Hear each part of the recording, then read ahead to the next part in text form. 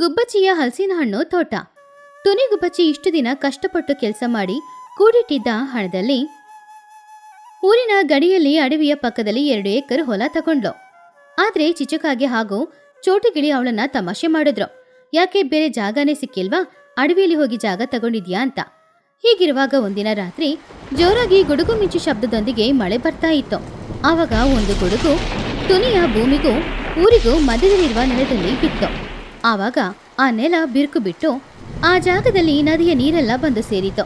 ಆದ್ರಿಂದ ಇವಾಗ ಟುನಿಯ ಜಾಗ ಒಂದು ಐಲ್ಯಾಂಡ್ ತರ ಕಾಣಿಸ್ತಾ ಇತ್ತು. ಆ ಐಲ್ಯಾಂಡ್ಗೆ ಹೋಗ್ಬೇಕು ಅಂದ್ರೆ ಬೋಟಲ್ ಹೋಗ್ಬೇಕು ಅಷ್ಟೇ. ಆಮೇಲೆ ಏನ್ ನಡೀತು ಅನ್ನೋದನ್ನ ನೋಡೋಣ. ಒಂದಿನ ಬೆಳಗ್ಗೆ ಟುನಿ ಗುಬ್ಬಚ್ಚಿ ಒಂದು ಬೋಟ್ ತಗೊಂಡು ಅವಳ ಐಲ್ಯಾಂಡ್ಗೆ ಮೇಲೆ ಹೋಗ್ತಾ ಇದ್ಲು. ಇದನ್ನ ನದಿ ತೀರದಲ್ಲಿ ನಿಂತ್ಕೊಂಡು ಚೋಟು ಹಾಗೂ ಚಿಚು ನೋಡ್ತಾ ಇದ್ರು. ನೋಡೋದ್ಯಾ ಚೋಟು, ಅವಳ ಅದೃಷ್ಟ ಹೇಗಿದೆ ಅಂತ. ಗುಡುಗು ಬಿದ್ದು ಅಡವಿ ಪಕ್ಕದಲ್ಲಿದ್ದ ಅವಳ ನೆಲ ಇವಾಗ ಐಲ್ಯಾಂಡ್ ತರ ಬದಲಾಗಿದೆ. ಇವಾಗ ಅವಳ ಸ್ಥಳಕ್ಕೆ ಹೋಗ್ಬೇಕು ಅಂದ್ರೆ ಬೋಟಲ್ಲಿ ಹೋಗ್ಬೇಕು. ಟೂರಿಸ್ಟು ಪ್ಲೇಸ್ ತರ ಒಳ್ಳೆ ಸಂಪಾದನೆ ಇರ್ಬೋದು ಅಲ್ವಾ? ಹೌದೌದು, ಅವಳ ಜಾಗ ಇವಾಗ ಸಾಧಾರಣ ಜಾಗ ಅಲ್ಲ, ಐಲ್ಯಾಂಡ್ ಅಲ್ವಾ? ಆ ಐಲ್ಯಾಂಡ್ ಅಲ್ಲಿ ಏನ್ ಬೆಳೆಸ್ತಾ ಇದ್ದಾಳೋ ಏನೋ, ಅದೇ ಏನು ಅರ್ಥನೇ ಆಗ್ತಿಲ್ಲ. ಏನ್ ಬೆಳೆಸ್ತಾಳೆ, ಹುಲ್ಲನ್ನ ಬಿಟ್ರೋ ಇಲ್ಲಾಂದ್ರೆ ಮೀನೋ ಕಪ್ಪೆನೋ ಬೆಳೆಸ್ತಿರ್ಬೋದು. ಆ ನೀರಿನ ಮಧ್ಯದಲ್ಲಿ ಬೇರೆ ಏನಾಗುತ್ತೆ. ಆದ್ರೆ ನಡೆದಿದೆ ಬೇರೆ. ಟುನಿ ನೀರು ಮಣ್ಣು ತುಂಬಾ ಚೆನ್ನಾಗಿರೋದ್ರಿಂದ ಆ ನೆಲದಲ್ಲಿ ಹಲಸಿನ ಹಣ್ಣು ಮರಗಳನ್ನ ಬೆಳೆಸ್ತಾ ಇದ್ಲು. ಕೆಲವು ತಿಂಗಳಲ್ಲಿ ಹಲಸಿನ ಹಣ್ಣು ಮರ ದೊಡ್ಡದಾಗಿ ಬೆಳೆದು ಅದರಲ್ಲಿ ಸುಮಾರು ಹಲಸಿನ ಹಣ್ಣುಗಳು ಬಿಟ್ಟು ಅದರ ಪರಿಮಳ ಊರೆಲ್ಲ ಹರಡ್ತಾ ಇತ್ತು. ಒಂದಿನ ಸಂಜೆ ಸಮಯ ಊರಲ್ಲಿ ತಂಪಾದ ಗಾಳಿ ಬೀಸ್ತಾ ಇದ್ದಾಗ ಆ ಗಾಳಿಯಲ್ಲಿ ಹಲಸಿನ ಹಣ್ಣು ಪರಿಮಳನೋ ಬರ್ತಾ ಇತ್ತು. ಆವಾಗ ಬನ್ನು ಗಾಳಿಯಲ್ಲಿ ಬರ್ತಾ ಇರುವ ಪರಿಮಳನ ನೋಡಿ, ಆಹಾ ಅಮ್ಮ, ಇದೇನಿದು ವಾಸನೆ ಅಮ್ಮ? ಜೇನ ಇಲ್ಲ ತುಪ್ಪನ?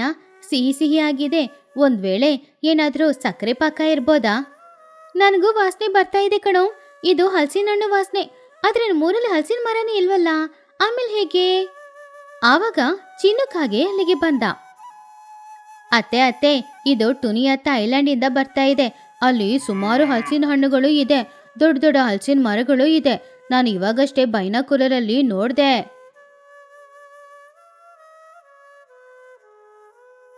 ಏನ್ರೋ ಹಲಸಿನ ಹಣ್ಣು ಬಗ್ಗೆ ಇಷ್ಟು ದೊಡ್ಡದಾಗಿ ಮಾತಾಡ್ತಾ ಇದ್ದೀರಾ? ಅದೇನು ಅಷ್ಟು ದೊಡ್ಡದಾ? ಹಾಗಂತ ಹೇಳ್ತಾ ಇದ್ದಾಗ್ಲೇ, ಆಹಾಹಾ ಏನ್ ವಾಸನೆ ಇದು! ನಿಜವಾಗ್ಲೂ ಈ ಹಲಸಿನ ಹಣ್ಣು ತುಂಬಾ ಚೆನ್ನಾಗಿರುತ್ತೆ ಅಂತ ಅನಿಸ್ತಿದೆ. ಅಮ್ಮ, ಒಂದ್ ವೇಳೆ ಹಲಸಿನ ಹಣ್ಣೆಲ್ಲ ಟುನಿಯತನೇ ತಿಂತಾ ಇರ್ಬೋದಾ? ಹಾಗೆ ಮಾತ್ರ ನಡಿಲೇಬಾರ್ದು. ನನಗೆ ಹಲಸಿನ ಹಣ್ಣು ಬೇಕು, ಹೋಗಿ ತಗೊಳ್ಳೇಬೇಕು. ಹೀಗಿರುವಾಗ ಮರುದಿನ ಬೆಳಗ್ಗೆ ಟುನಿ ಸುಮಾರು ಹಲಸಿನ ಹಣ್ಣುಗಳನ್ನ ಅವಳ ತೋಟದಿಂದ ಕಿತ್ಕೊಂಡು ಊರಿನ ಮಧ್ಯದಲ್ಲಿ ಬಂದ್ಲು. ಅವಳು ನದಿ ತೀರದಲ್ಲಿ ಒಂದು ಕೊಡೆ ಇಟ್ಕೊಂಡು ಕೆಳಗಡೆ ಒಂದು ಕುರ್ಚಿ ಹಾಕೊಂಡು ಅದ್ರಲ್ಲಿ ಕೂತ್ಕೊಂಡಿದ್ಲು.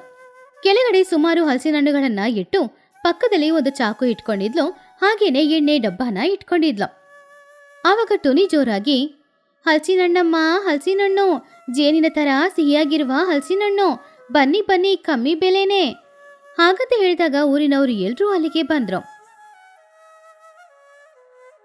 ಆ ಶಬ್ದ ಕೇಳಿ ಚೋಟು, ಚಿಚು, ಚಿನ್ನು, ಬನ್ನು ಎಲ್ರೂ ಕೂಡ ಅಲ್ಲಿಗೆ ಬಂದ್ರು. ಆವಾಗ ಚಿಚುಕಾಗೆ ಅಷ್ಟು ದೊಡ್ಡ ಹಲಸಿನ ಹಣ್ಣನ್ನ ನೋಡಿ, ಆಹಾ ಟುನಿ, ಇದು ನಿಜವಾಗ್ಲೂ ಹಲಸಿನ ಹಣ್ಣ ಇಲ್ಲ ಕುಂಬಳೆಕಾಯ? ಇಷ್ಟು ದೊಡ್ಡದಾಗಿದೆ.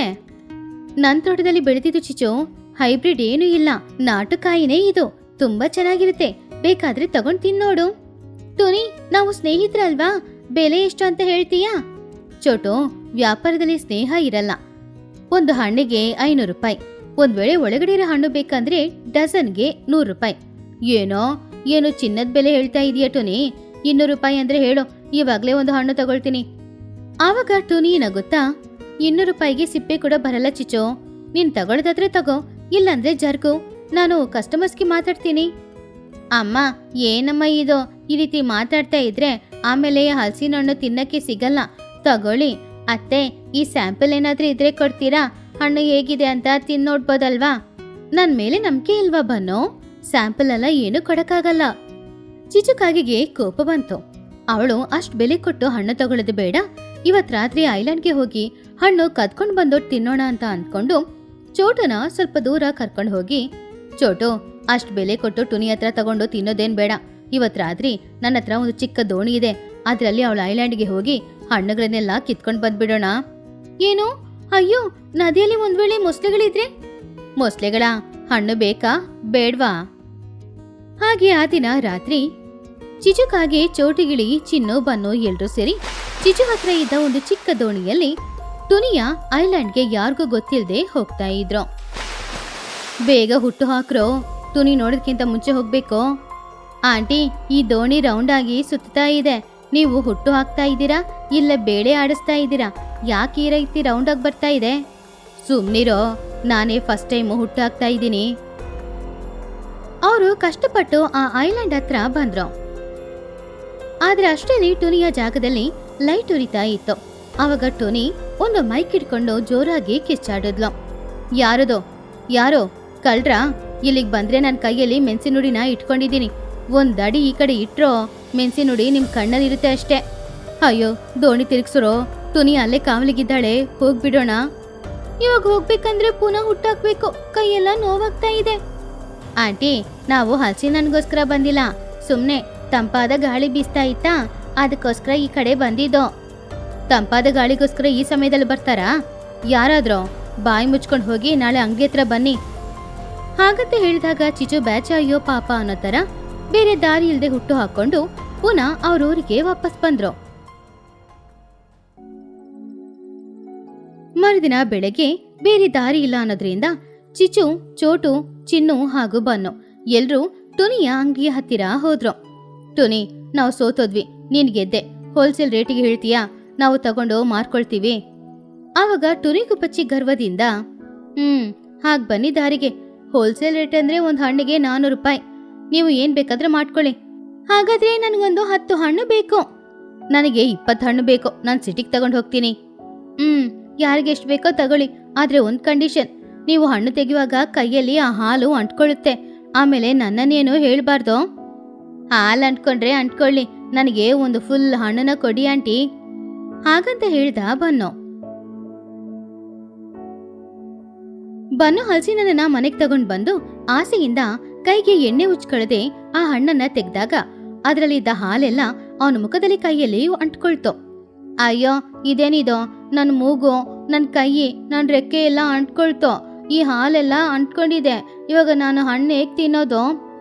ಆವಾಗ ಚೋಟು ಕೋಪದಿಂದ, ಅದಕ್ಕೆ ಅಲ್ವೇನೆ ಹೇಳಿದ್ದು ಮೊದ್ಲು ಎಣ್ಣೆ ಉಚ್ಕೋ ಅಂತ, ಇವಾಗ ನಿನ್ನ ಸೀಮೆ ಎಣ್ಣೆಲ್ ಹಾಕ್ಬೇಕಷ್ಟೇ. ಹ, ಬನ್ನು ನೋಡಕ್ಕೆ ಇವಾಗ ಸ್ಟಿಕ್ಕರ್ ತರ ಇದ್ದಾನೆ.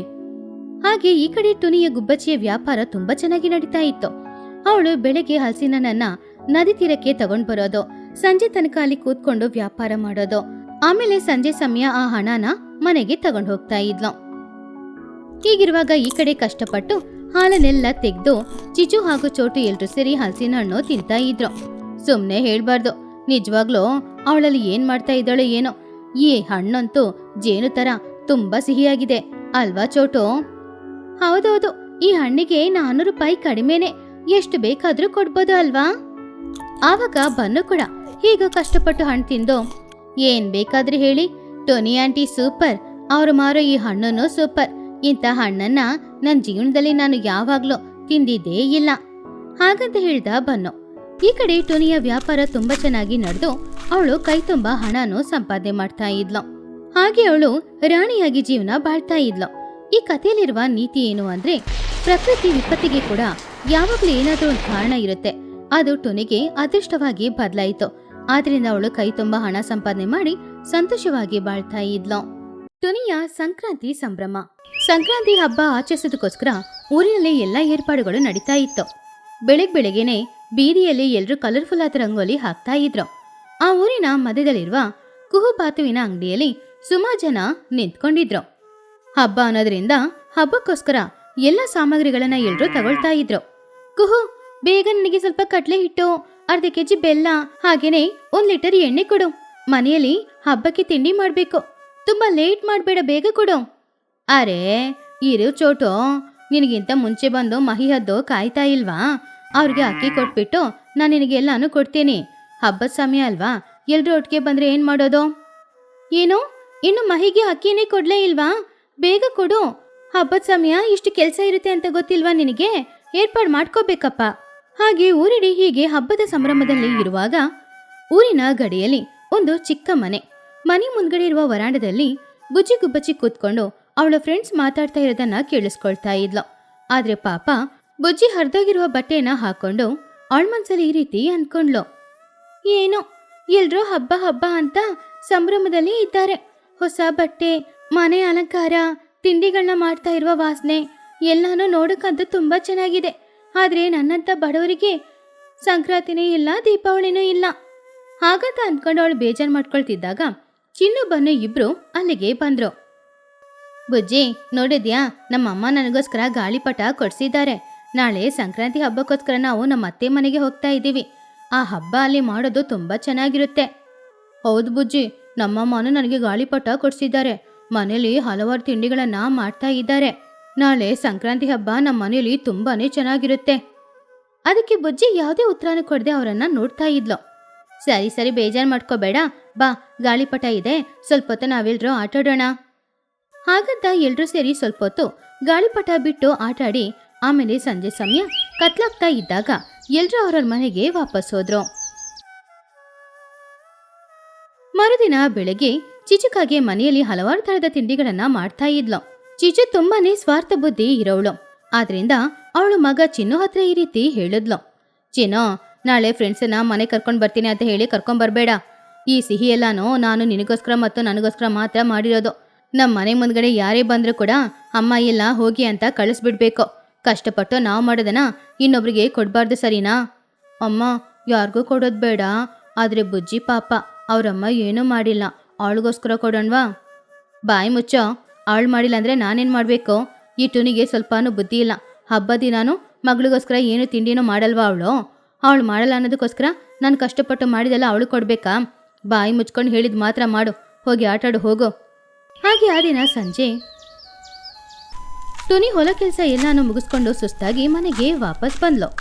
ಆವಾಗ ಮನೆ ವರಾಂಡದಲ್ಲಿ ಬೇಜಾರಿಂದ ಕೂತ್ಕೊಂಡಿದ್ದ ಬುಜ್ಜಿನ ನೋಡಿದಾಗ ಅವಳಿಗೆ ತುಂಬಾನು ಕಷ್ಟ ಆಯ್ತು. ಏನಮ್ಮ ಬುಜ್ಜಿ, ಏನಾಯ್ತು?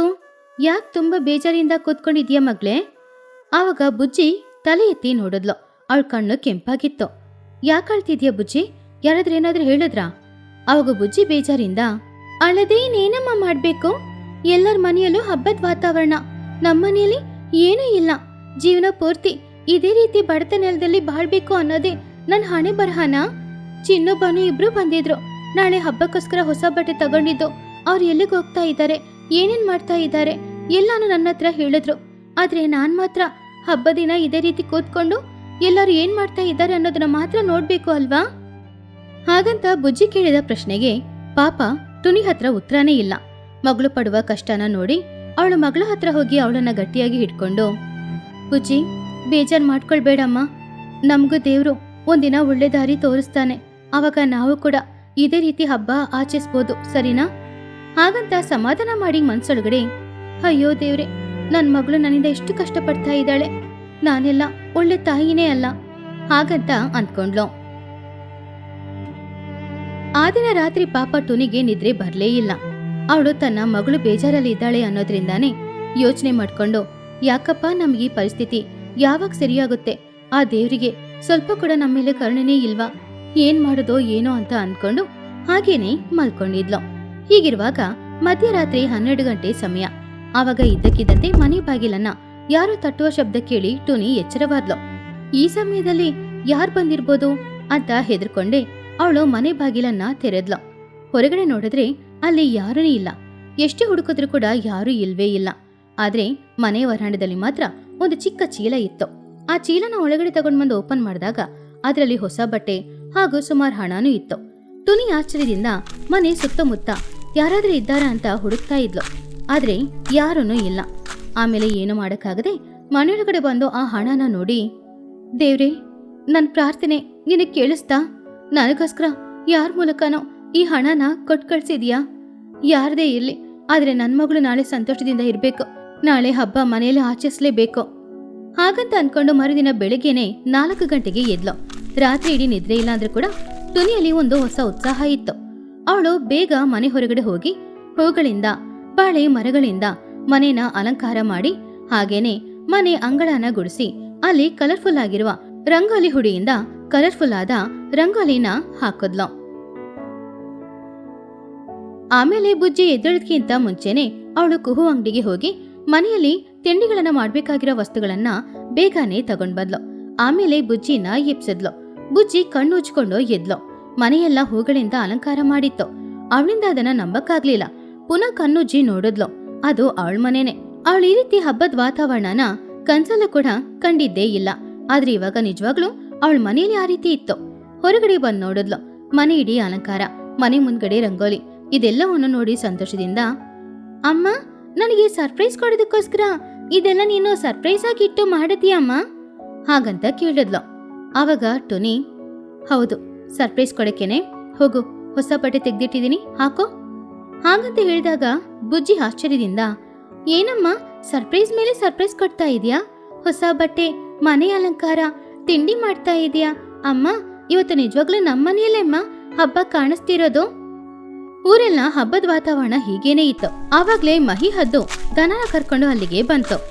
ಡುಮ್ ಡುಮ್ ಡುಮ್, ಅಮ್ಮ, ಮಹಿ ಬಂದಿದೀನಿ, ಗೂಳಿನ ಕರ್ಕೊಂಡು ಬಂದಿದೀನಿ, ಏನಾದ್ರೂ ಧರ್ಮ ಮಾಡಿ. ಟುನಿ, ಇವತ್ತು ನಿಮ್ ಮನೆಯಲ್ಲಿ ಅಲಂಕಾರ ತುಂಬಾ ಚೆನ್ನಾಗಿದೆ, ಏನಾದ್ರೂ ಧರ್ಮ ಮಾಡಿ ಅಮ್ಮ ಹಾಗಂತ ಮಹಿ ಹೇಳಿದಾಗ ಟುನಿ ಅವಳಿಗೆ ಕೊಡಕ್ಕೆ ಒಂದ್ ಹಿಡಿ ಅಕ್ಕಿನ ತಗೊಂಡ್ ಬಂದ್ಲು. ಹೀಗಿರುವಾಗ ದೂರದಿಂದ ಹರಿದಾಸು ನಡ್ಕೊಂಡು ಬರ್ತಾ ಇದ್ದ.